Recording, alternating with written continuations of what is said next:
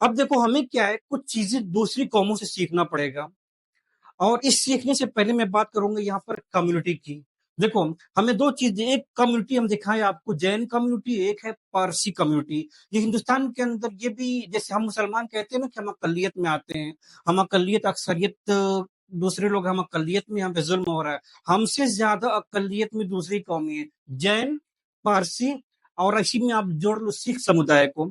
یہ تین سمدائے کی میں ابھی آپ کے سامنے مثال لے کے چلوں تو یہ کمیونٹیز ہیں جو چھوٹی چھوٹی ہیں، لیکن کبھی آپ نے نہیں دیکھا ہوگا کہ یہ رو رہی ہوں، چلا رہی ہوں کہ ہمارے ساتھ بھید بھاؤ ہو رہا ہے یا ہم تعلیم میں اتنا پیچھے کیوں ہوں۔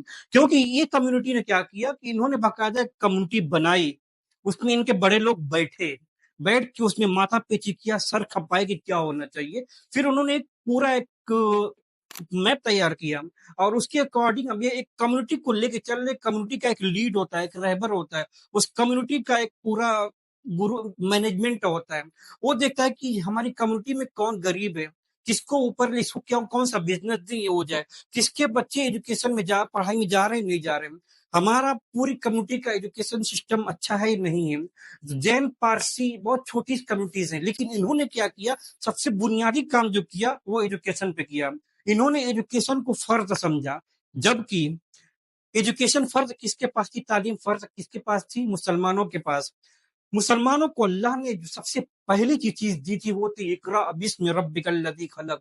کبھی کوئی عالم، کبھی کوئی آپ کو یہ بتائے گا کہ سب سے پہلے حدیث میں، قرآن میں اللہ نے لفظ اقرا کیوں لایا تھا؟